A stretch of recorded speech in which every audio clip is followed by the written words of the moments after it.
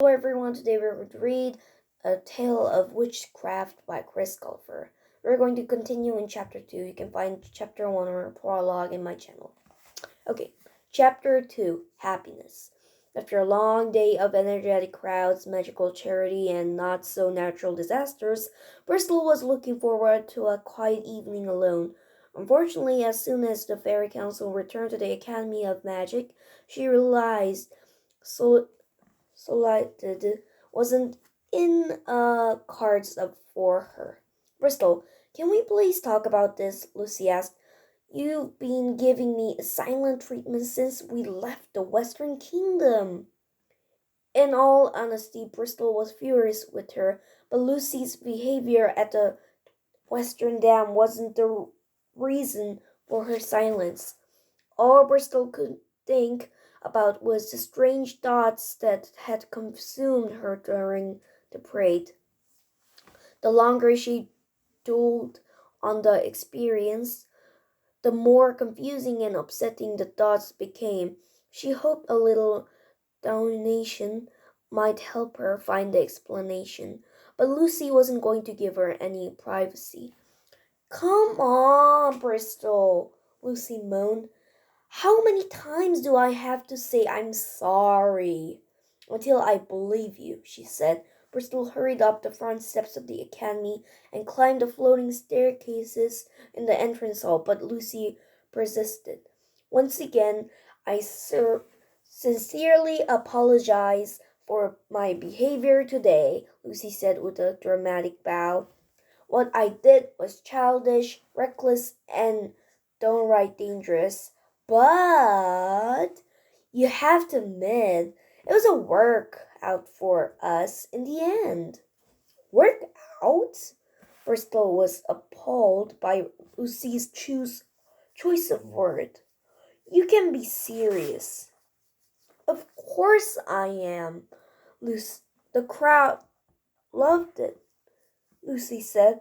We gave them a spectacle they'll never forget and a reason to love magic forever. You almost killed us and destroyed an entire city. Yes, but then I saved you from a situation you caused. That doesn't make you a hero.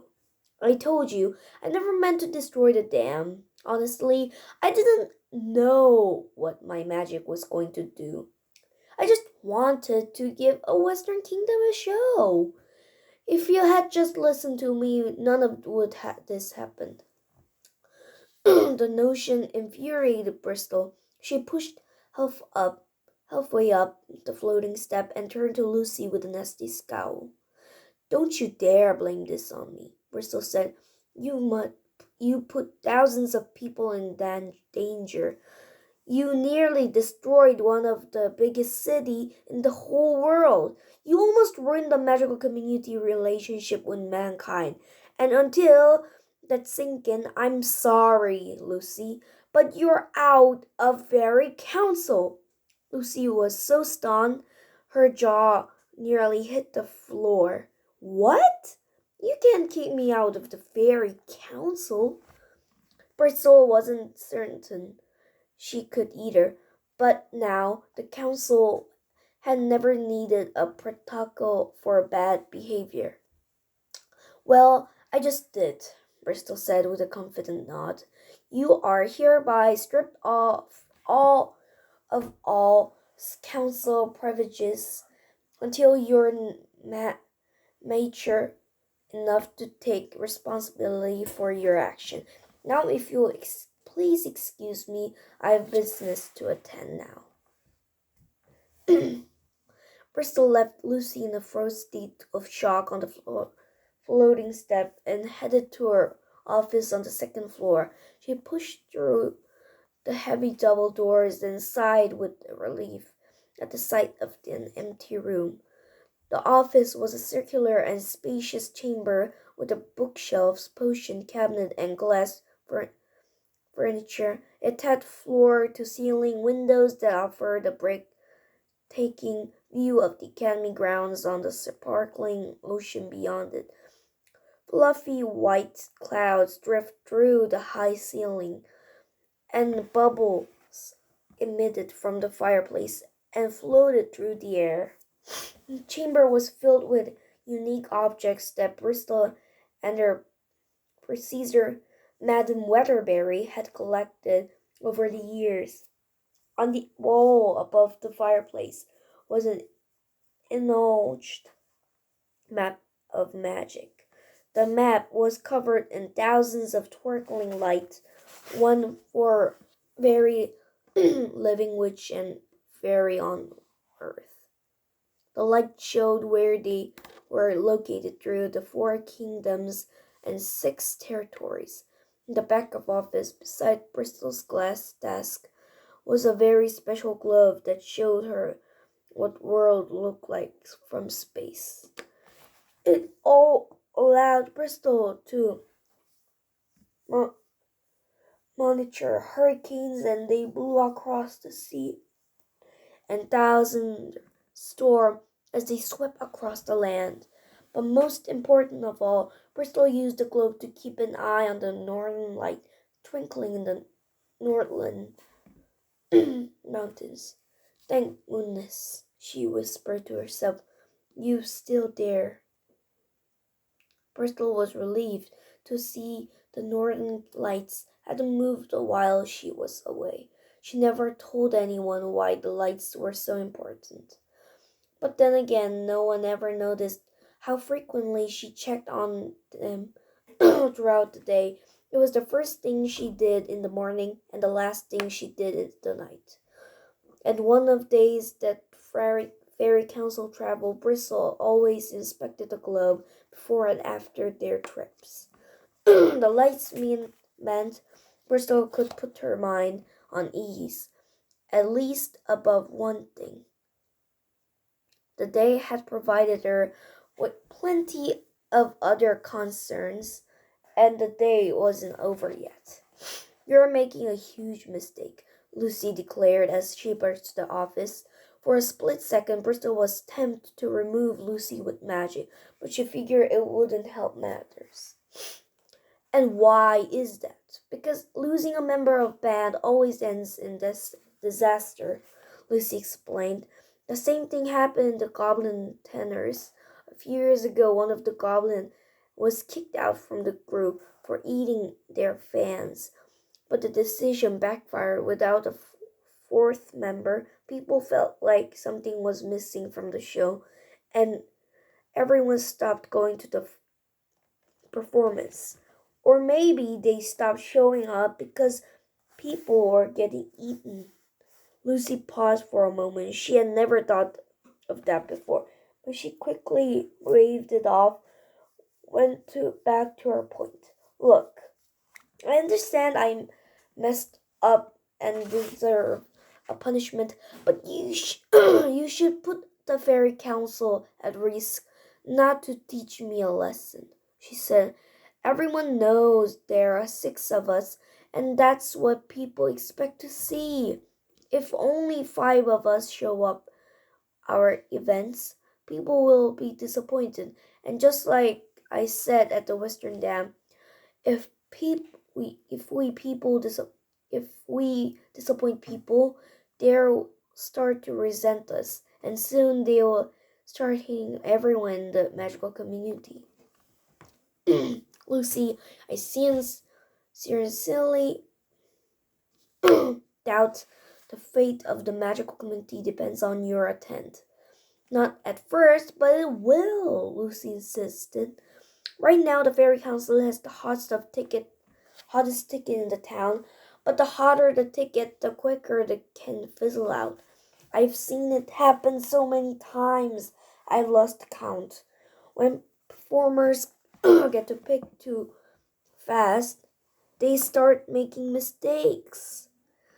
They get comfortable and stop putting in the work to please people. Corners get caught, promises get broken, and audience get taken for granted. And just when performers think they're unstoppable, wham! The audience ditches them for the act of does meet their expressions. Lucy, this isn't show business. Everything is show business. Why don't you see that? Bristol took a deep breath and slid into the chair behind her glass desk. I'm not trying to upset you. I'm just looking out for us, Lucy said. The magical community is safe because people love the Fairy Council. And if we want to keep the public on our side, we can't risk upsetting them.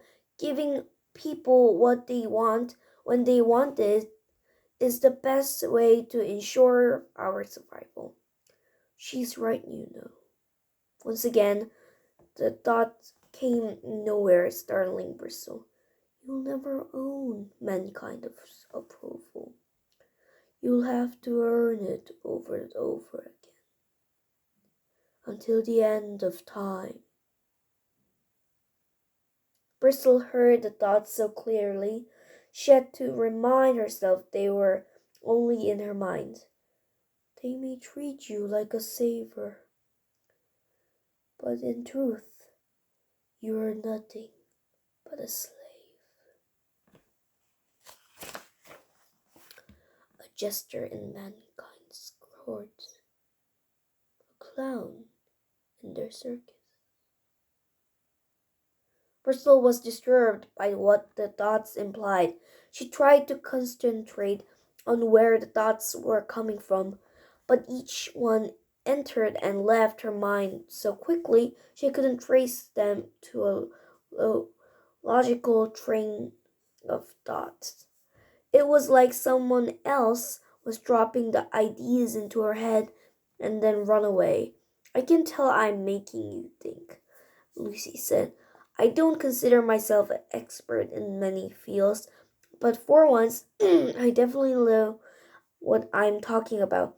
It doesn't matter how much compassion and charity we give people, they wouldn't satisfy unless we entertain them in the process. And luckily, I'm the perfect person to help us do that. She doesn't want to help you. She only wants to help herself. She'd betray you for once of attention. She'd abandon you for a sliver of glory. Bristol tried to ignore the thoughts, but the harder she tried, the louder they seemed. She covered her ears to block them out, but she heard them just as clearly as before. Lucy raised eyebrow at Bristol and took gesture personally. Are you seriously converting your ears? She said. Lucy, please. I don't want to talk about this anymore, Bristol said. Why is it so difficult for you to listen to me? There's just a lot of mine than I... This is about the Western Dam, isn't it? What will it take to get you to trust me again? No, it has nothing to with... Then what's your problem? Why are you acting like this? Bristol sighed and sank into the chair behind her desk. Part of her wanted to tell someone about the distressing thoughts. But she was still so confused.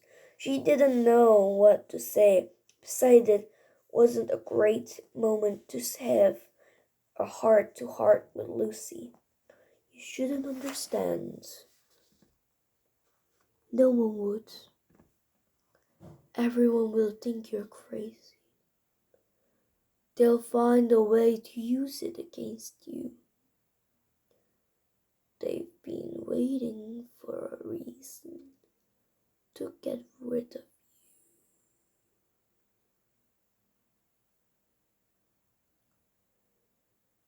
Bristol didn't want to think such horrible things, but she had no control over what the thoughts said. Lucy crossed her arms and studied Bristol like she was a human riddle. Something is troubling you, she said. I can sense it. Trouble is my specialty. I told you I don't want to talk about it, Bristol said. Why not? I tell you everything about me. Please stop. No, I wouldn't stop. I'm not leaving this office until you tell me what's going on. Fine, then I'll leave. Bristol jumped to her feet and marched to the door, desperate for some alone time. But just as she was about to exit her office, the double door swung open. Tangerina and Skyline skipped inside, carrying a parades and request beans. Both beans were overflowing with envelopes. We got more fan mail, Tangerina announced. You wouldn't believe how much we got this week, Skyline said. The girls were followed the massive knight with the antlers who guarded the border. The knight was dragging two enormous bags that were bulging with even more envelope. What's Horan's doing with the pail? Bristol said. The border being pretty safe since the world fell in love with magic, Tangerina said. The girls were followed by the massive knight with antlers who guarded the border. The knights were dragging two enormous bags that were bulging with even more envelopes. What's Horace doing with the mail? Bristol asked. The border being pretty safe since the world fell in love with magic, Tangerina said. We need someone to manage the mail, so we gave him a new job. Bristol, where do you want us to put your letters? Skyline asked. Some of those aren't for me, Bristol asked. Tangerina and Skyline looked at each other like she was kidding. They're all for you, Tangerina said. Bristol couldn't believe how many people had taken the time to write her. There were hundreds, maybe thousands of letters, and every one of them was addressed to Fairy Godmother. None of those people actually care about you. They only want something new from you. They'll always want more and more and more. They'll never be content. Bristol stood as still as a stoic as possible so the others would notice how much the thoughts were affecting her mood. Just put them by the tea table, she said. I'll look through them later.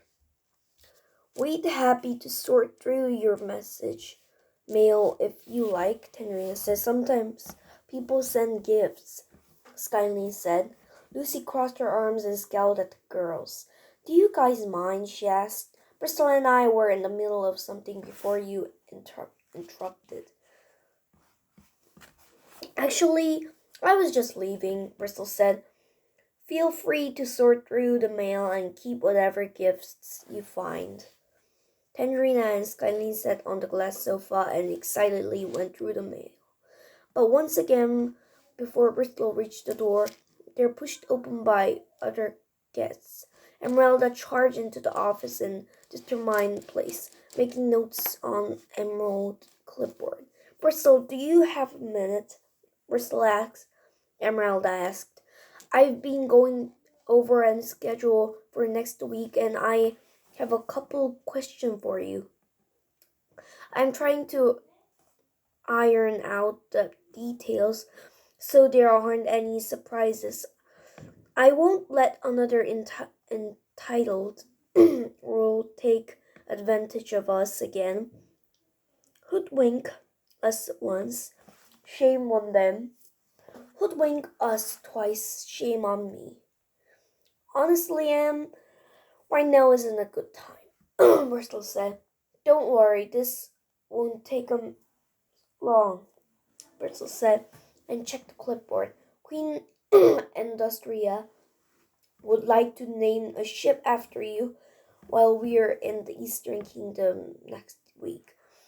I told her it depends on the type of ship it is. I don't want anyone using Fairy Godmother to open whales.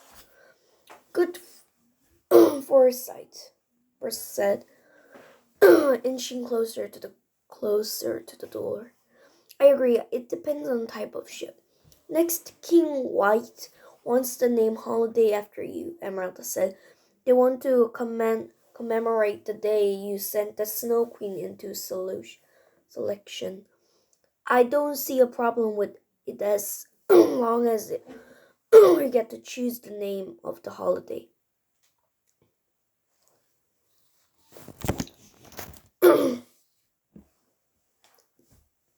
We don't want people playing pin the wand on the ferry to celebrate you. Sounds good, Bristol said. Is that all? No, quite. Not quite, Emerald said. King Champion 60, I think, would like to place a statue of you in Cherry Hills Town Square. If you're comfortable with that, I suggested we ask approval over the sculpture. The last thing we want is something abstract and tremors small children. Tell the king I'll get back to him on that, Bristol said, and reached for the door. Now, if you'll excuse me, I'm going to get some fresh air. Bristol, Lucy said, are you seriously going to leave before we finish talking? Bristol, Tangerina said. Someone from the Northern Kingdom sent the most beautiful bracelet. It looks gorgeous on me. Bristol, Skyline said. Someone from the Southern Kingdom had sent to that caterpillar. Oh, wait. The letter says it's supposed to be a butterfly by the time you open it. Well, that's a shame. As Bristol opened the door, a bubbly old woman entered the office. She had a violet hair and purple apron and was very glad to see Bristol, but Bristol groaned at another visitor. Oh, good. You're here, the old woman said. You're a difficult person to track down. Avoiding me, haha. Hi, Mrs. V, Bristol said. What can I do for you? I was wondering if you made decision about the request I sent you, Mrs. V said. I'm sure I did, Bristol said. Remind me what your request was again. I want to knock down a wall and expand the kitchen, Miss V said. We have a lot more mouth to feed than we used to. One picture may paint 1,000 words, but one oven does not cook 1,000 of people, haha. Of course you can expand the kitchen, Mrs. V, Bristol said. My apology for giving you an answer sooner. The council being very busy. As Bristol squeezed past Mrs. V, the doorway, Santos came from the from the southwest wing of the academy. He panted. Why, what's happened? A spell went horribly wrong during the class with the afternoon, Santos said. All the fairies wanted 5th floor were shrunk to size of pixies. And they need me to change them back. Actually, they want your permission to stay small. They mentioned benefits of downsizing, but I didn't understand the appeal. Anyway, wanted to get the answer before they get their hopes up or down, I should say. Bristol groaned and rolled her eyes. Sure, whatever they want, I don't care. Bristol pushed past Santos and stomped down the hall. She was used to making decisions and finding solutions, but today she felt like she was drowning in the requests and the questions. It's all too much. There are too many decisions to make. It shouldn't be on your shoulder. For once, Bristol agreed with the strange thoughts. All she wanted was a few moments alone. All she needed was a few moments of quiet, but it seemed like an impossibility. Your friends will never know what it's like. They would snap from all the pressure. They'd be crushed by responsibility. The thought made Bristol's heart rate rise more and more. If she didn't get away from the others, she was afraid she might explode. Unfortunately, as Bristol proceeded down the hall, her friends followed her. Bristol, would you like to send a thank you note to the bracelet? Bristol, King Champion needs an answer by tomorrow. Bristol, should the small fairies be worried about griffins? Bristol, do you want a fairy with a specialty of revolution? Ha ha. Bristol, should we have a service to the caterpillar? Bristol, when are we going to finish the conversation? Everyone, just shut up! Bristol outburst stunned the fairies. But no one was more surprised than Bristol herself. She was ashamed of raising her voice. But for the first time all day, she finally had silence, inside and outside her head. I'm so sorry, she said. I didn't mean to shout. It's just been a long day and I want to be alone. Please, just leave me alone. Bristol raced down the hall before the friends could respond.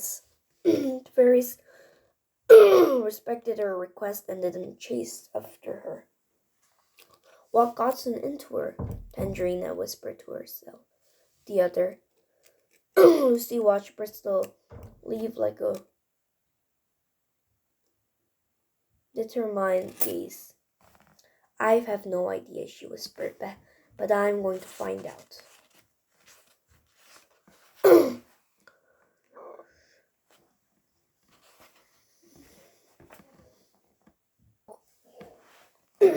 Bristol took a long walk to clear her head, and thankfully the unpleasant thoughts didn't follow her.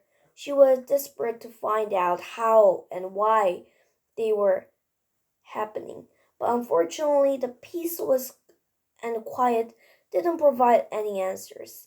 The thought left her in a worse mood each time they occurred, and the more she tried to understand them, the more frustrated she became.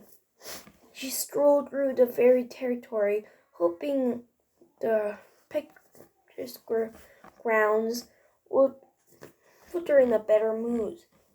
As she walked, Bristol focused on all the positive around her, and she reminded herself all the reasons she had to be happy.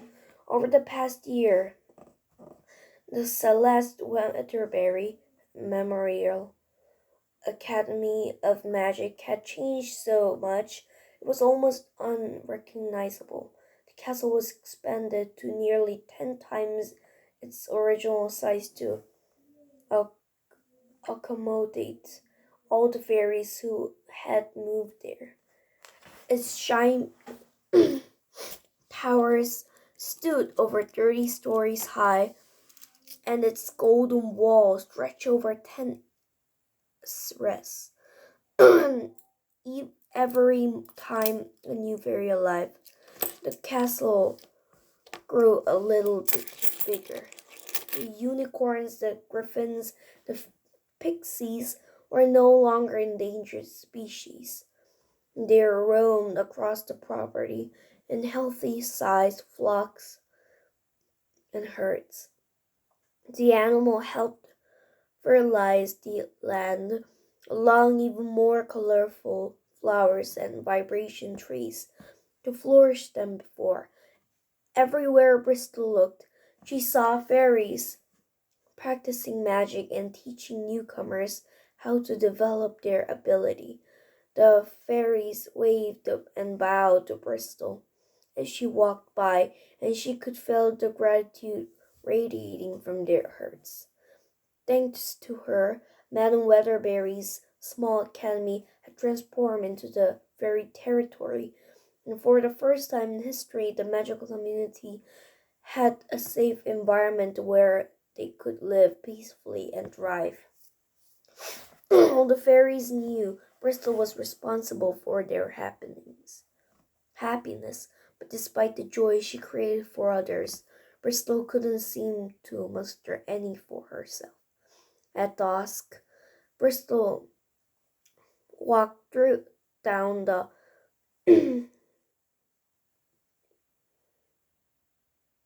cliff to the beach below the academy.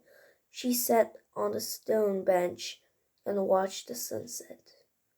The evening sky was full of pink clouds, and the ocean sparkled as the sun sank into the horizon. It was a breathtaking sight, one of the most spectacular sunsets Bristol had seen the fairy territory, but even that didn't lift Bristol's spirit. Just be happy, Bristol told herself. Be happy, be happy, be happy.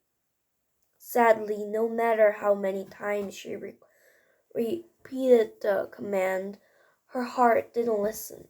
Who are you talking to? Bristol took over her shoulder, saw the 8-year-old girl standing on the beach behind her. The girl was a big brown eyes and short and messy hair, and she wore stretchable clothing made from tree sap. Although she had grown a foot in last year, to Bristol she'd always been a tiny girl she met at the Bootstrap Correctional Facility. Hi, Pip, Bristol said. Sorry you caught me talking to myself. No judgment here, Pip said. Some of the best conversation are with myself. Do you want some company? More company was the last thing Bristol wanted. But since the alone time wasn't as helpful as she'd hoped, Bristol welcomed the distraction. She patted the stone beneath, and Pip took a seat beside her. How are your lessons coming along? Bristol said. Good, Pip said. I've completed my improvement. Revelation and manifestation lesson, and tomorrow I start working on imagination. That's wonderful. Have you been working on your specialty too? I have. Watch this. Pete removed a ring from her pocket and showed Bristol how she could squeeze her entire arm into it, as her limbs were made of clay. Very impressive, Bristol said. Yesterday I squeezed my body into a pickle jar, Pip said. Unfortunately, I was stuck in it for 3 hours. Getting into things is much easier than getting out of them. But I guess that's life for you. I wish I was there to help you. The Fairy Council has been so busy I barely get a moment to myself anyone. Everyone talking about your visit to the Western Kingdom. I heard it was a smash. It was a little too eventful for my taste, but we still helped a lot of people and made them very happy in process. I guess that all matters. You don't look very happy, though, Pip noticed. Is something bothering you? Brittle faced the sunset and sighed. She didn't have the strength to hide it anymore. Happiness is difficult for me at the moment, she confessed.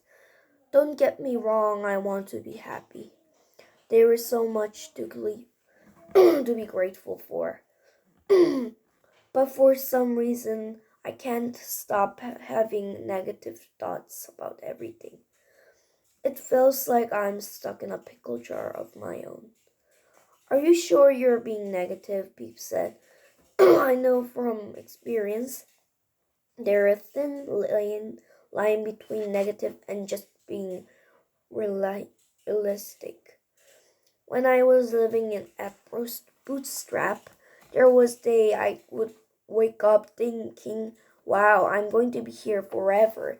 And other days I would wake up thinking, damn, I am going to be here forever. And they were very different points of view. No, I'm definitely being negative, Bristol said. My thoughts put in me a horrible mood, and they make me feel restless and paranoid. Gosh, I wish Madame Weatherberry was still here. She'd know exactly how to help me. If she was, what would she tell you? Pip asked. Bristol closed her eyes and imagined Madame Weatherberry was sitting beside her. A bittersweet smile came to her face as she remembered the emotion bright violet eyes and soft touch of her gloved hands. She probably encouraged me to get to the roots of the problem. Bristol said, honestly, I think being a fairy godmother is just toll a toll on me. I knew it was me. It would be a lot of responsibility. What their emotional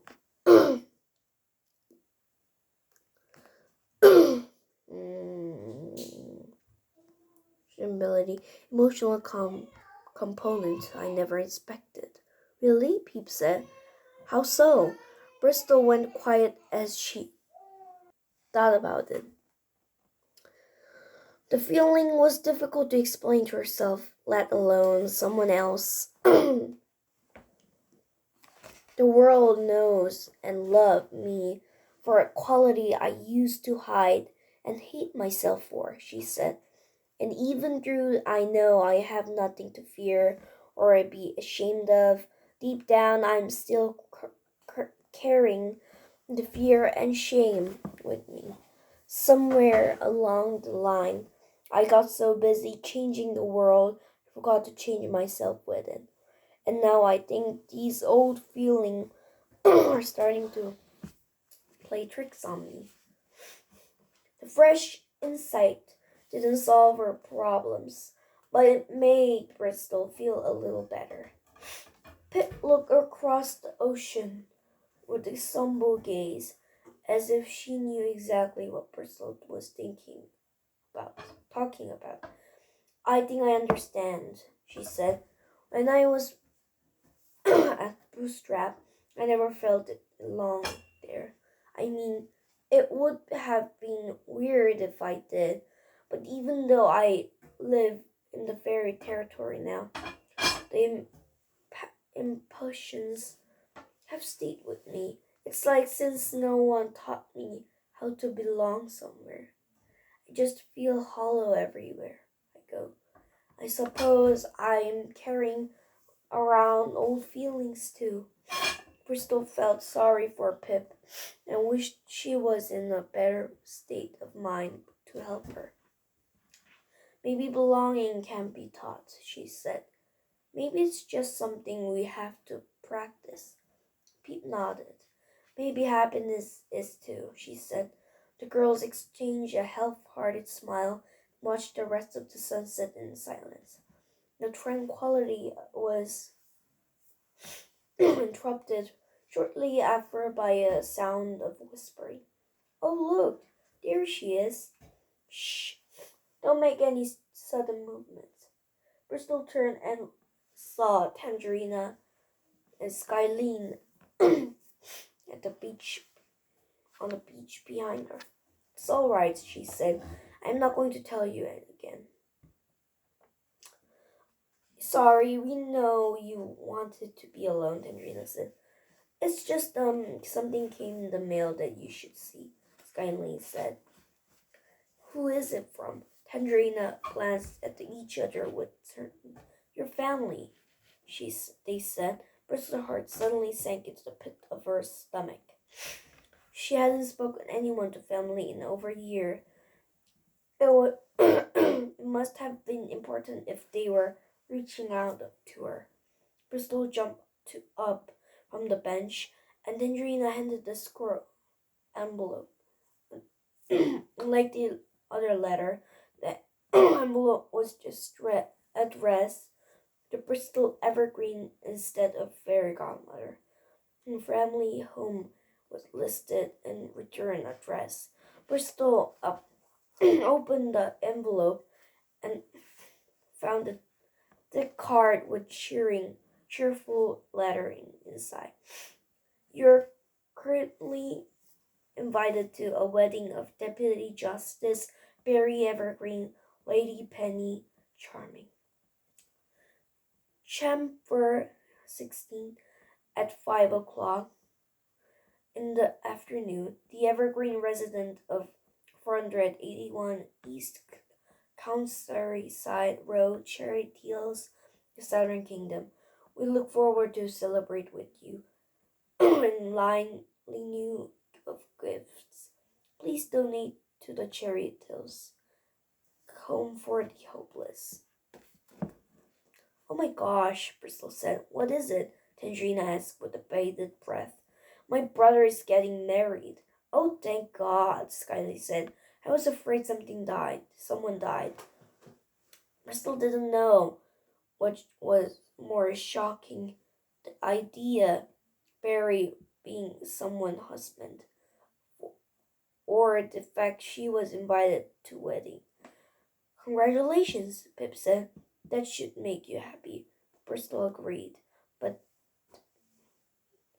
despite the wonderful news, she felt just as untruthfully as before. You're right, Bristol said.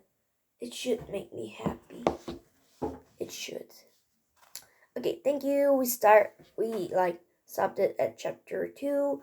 Next time we're going to read chapter 3. Thank you for listening. I hope you enjoy the book. Thank you.